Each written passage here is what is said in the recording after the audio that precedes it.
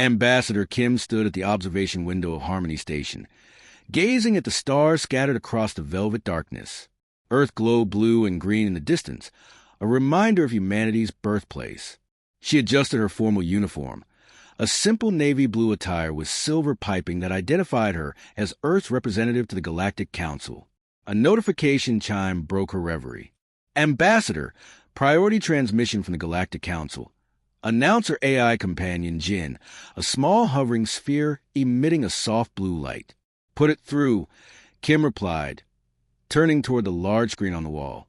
The screen flickered to life, revealing the imposing figure of Supreme Commander Krall of the Tekran Emony. His insect-like body towered over the other council representatives, his exoskeleton gleaming under the chamber lights. For compound eyes reflected the stars, and his mandibles clicked with barely contained agitation. Kim maintained her diplomatic smile, though she felt a flutter of excitement. This moment had been anticipated for generations. "Greetings, Supreme Commander," she said with a small bow.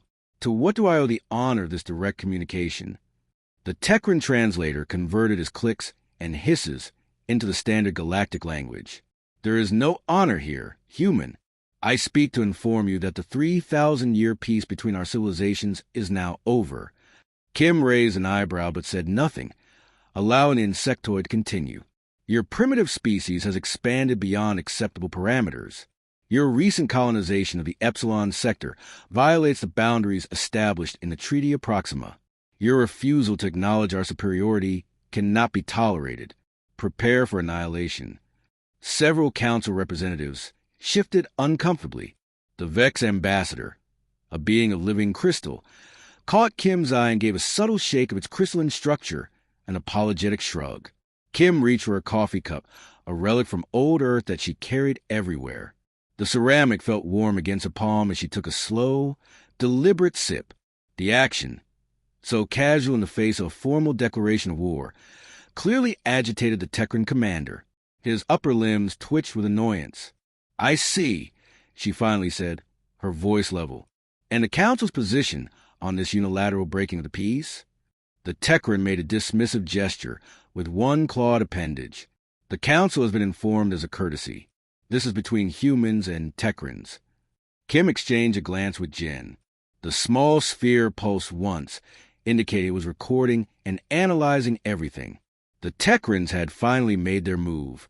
For 3 millennia, humans had maintained the appearance of a moderately advanced species, carefully limiting the technologies they revealed to the galactic community. Behind this facade, humanity had been evolving, building, experimenting, and preparing. The Tekrans, with their rigid hierarchical society, had never accepted that humans, beings they considered physically inferior, could be their equals. They had merely tolerated humanity, waiting for an opportunity to assert dominance. "Your response, Ambassador?" Krall demanded, his patience visibly thinning. "Do you require the standard diplomatic rejection?" Jin asked quietly, its voice audible only to her. Kim's lips curved into a slight smile. "No," she replied, loud enough for the transmission to capture. "Tell them we accept their declaration." The council chamber erupted in shocked murmurs. The Tekran commander himself seemed taken aback, his compound eyes reflecting light, in rapid patterns that indicated confusion. "You accept," he repeated. "That is correct, Commander Krall," Kim said, setting down her coffee cup with deliberate slowness. "Humanity accepts your declaration of war." She turned to her AI. "Jin, inform the defense grid to activate Protocol Pandora." Authentication, Kim 7 Delta Omega. Jin, pulse bright blue. Protocol Pandora activated. Defense grid acknowledging. Across the screen, the representatives of a dozen alien species watched in bewilderment. War was rarely accepted so casually, especially by a species that had always advocated for peaceful solutions. "You are arrogant human," Krall hissed, his mandibles clicking rapidly. "Your orbital defenses are minimal. Your fleet is outdated. Your colonies are vulnerable. You have no chance against the might of the Tekran Armada." Kim smiled more broadly now. "Then I suppose you have nothing to worry about, Commander." As the words left her mouth, a notification appeared on every communication device linked to human networks across the galaxy. The message was simple: Protocol Pandora active. Stay calm. Continue normal activities. Across human space, from the crowded megacities of Earth to the newest settlements in the Epsilon sector, the message spread. And with it came not panic, not fear, but laughter. It started as chuckles in coffee shops on Mars, grew to giggles in the research stations of Europa, and blossomed into full-belly laughs in the mining colonies of the asteroid belt. On a small farming colony at the edge of human space, a grandfather read the notification to his grandchildren. "Are we in danger, Grandpa?" the youngest asked. The old man smiled, his eyes crinkling at the corners. "No, little one. This is what we've been waiting for, the day the mask comes off."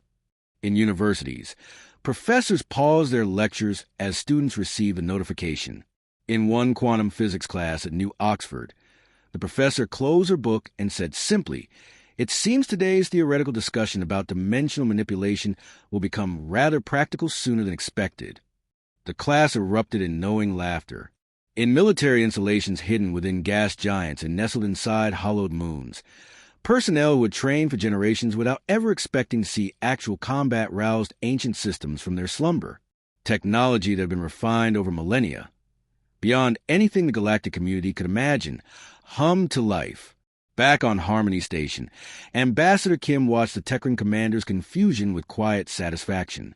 "You will regret this arrogance," Krall threatened, his voice carrying less conviction than before. "Perhaps," Kim replied, "but I doubt it." She gave him a respectful nod. "We will be ready to receive your forces when they arrive, Commander. Until then, I wish you safe travels among the stars." She signaled Jin to end the transmission. As the screen went dark, she picked up her coffee cup again and returned to the observation window. "And so it begins," she whispered to the distant Earth.